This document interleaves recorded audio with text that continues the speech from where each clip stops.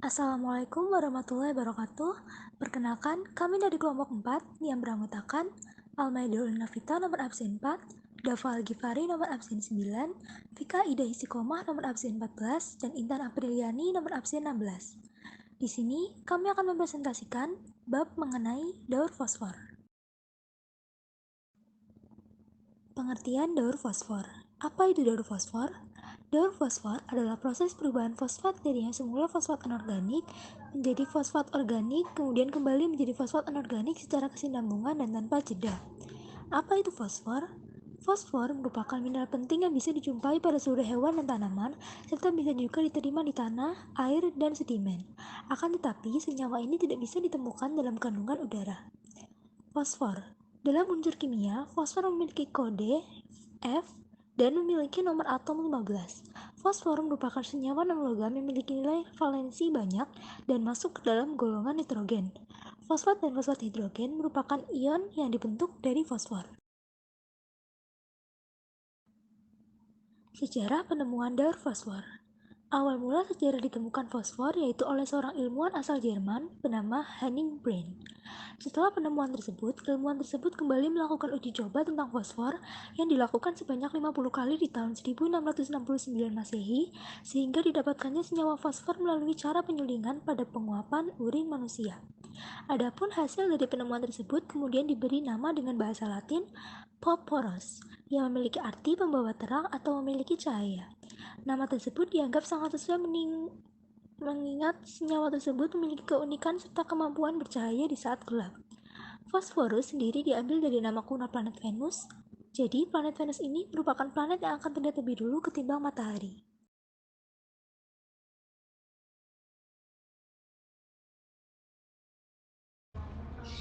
Proses pelapukan. Proses pertama yang mengawali terjadinya siklus ini adalah saat adanya proses pelapukan yang biasanya sering terjadi di dalam batuan. Saat suatu batuan yang memiliki kandungan fosfor terkena tetesan air hujan, maka batuan tersebut pun akan melepaskan ion fosfor serta mineral lainnya. Pelapukan yang terjadi ini seringkali disebabkan oleh proses alamiah dan dipengaruhi oleh faktor-faktor seperti cuaca, erosi yang membuat fosfor berubah posisi menjadi ke tanah, dan juga hujan. Penyerapan oleh makhluk hidup. Proses selanjutnya adalah penyerapan fosfor yang dilakukan oleh makhluk hidup seperti manusia dan hewan. Pada hewan yang bersifat karnivora, maka mereka akan menyerap fosfor tersebut ketika mereka melahap hewan karnivora lain. Sedangkan pada manusia dan hewan dengan sifat herbivora, maka mereka akan memperoleh fosfor tersebut dari kandungan tanaman yang mereka konsumsi.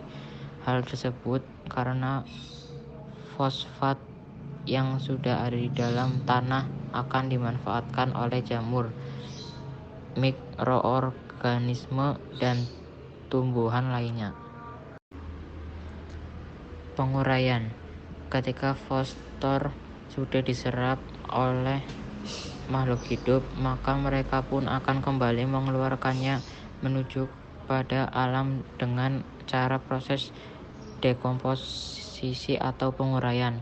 Umumnya fosfor organik akan kembali menjadi air atau tanah, sedangkan fosfat yang sebelumnya sudah masuk dalam hewan atau tumbuhan akan diuraikan oleh pihak dekomposer ketika hewan atau tumbuhan tersebut sudah mati. Setelah itu, bakteri yang ada di dalam tanah akan melanjutkan proses daur fosfor dengan membelah beberapa bahan organik tersebut menjadi bentuk fosfat sehingga bisa diserap oleh tanaman. Sementara itu, fosfor yang ada di dalam air pun juga akan terus melanjutkan siklusnya hingga mengarah menuju lautan dan berubah menjadi batuan sedimen. Sifat daur fosfor. Sifat fisika. Pada umumnya, fosfor merupakan sebuah unsur yang tidak berwarna, namun terkadang dijumpai fosfat yang memiliki warna merah atau putih.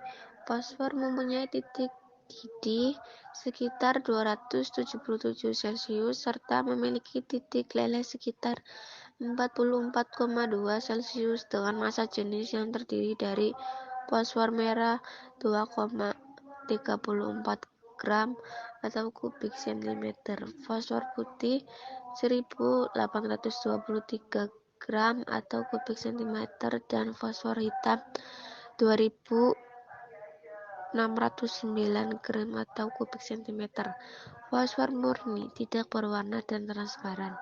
Pada umumnya membentuk padatan putih bersifat lengket dan berbau tidak sedap. Fosfor putih lebih mudah menguap dan larut dalam pelarut nonpolar benzene, sedangkan fosfor merah lebih sulit larut dalam segala jenis pelarut. Sifat kimia. Pada sifat kimia ini, fosfor putih memiliki sifat yang sangat reaktif, mudah terbakar di udara, beracun, dan dapat memancarkan cahaya. Fungsi fosfor ini adalah bahan baku utama dalam produksi asam fosfat di sektor industri. Sebaliknya, fosfat memiliki sifat tidak reaktif dan tidak beracun. Fungsi fosfor merah ini adalah sebagai bahan campuran dalam bidang pembuatan korek api dan juga pasir halus. Ketersediaan daur fosfor. Ketersediaan fosfat biasanya masih tersegel di dalam batuan dan sedimen, sehingga tumbuhan pun sedikit kesulitan untuk memperolehnya. Namun, terdapat beberapa jalur yang bisa membantu mereka mendapat persediaan fosfor. Dengan cara, yang pertama pH. Tanaman membutuhkan fosfor lebih banyak untuk membuat pertumbuhannya lebih optimal. Mereka pun cenderung lebih membutuhkan fosfor daripada harus dilarutkan ke dalam tanah. Tingkat keasaman atau pH suatu tanah sangat mempengaruhi proses pelarutan senyawa fosfor anorganik. Dengan begitu, maka tanaman pun dapat menyerap fosfor dengan cara yang lebih mudah. Bakteri. Biasanya bakteri dapat membantu ketersediaan fosfat dengan cara mineralisasi. Namun kontribusinya terlalu kecil.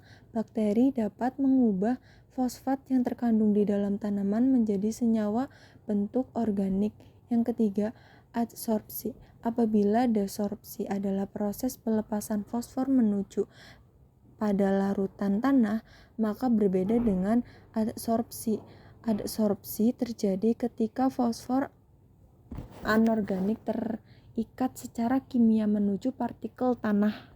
Berdasarkan kadar fosfat total, yang pertama, perairan dengan tingkat kesuburan rendah memiliki kadar fosfat sekitar 0 sampai 0,02 mg per liter. Yang kedua, perairan dengan tingkat kesuburan sedang memiliki kadar fosfat sekitar 0,021 sampai 0,05 mg per liter. Yang ketiga, perairan dengan tingkat kesuburan tinggi memiliki kadar fosfat sekitar 0,05 sampai 0,1 mg per liter. Manfaatnya, yang pertama, bermanfaat untuk menjaga dan membersihkan korosi pipa.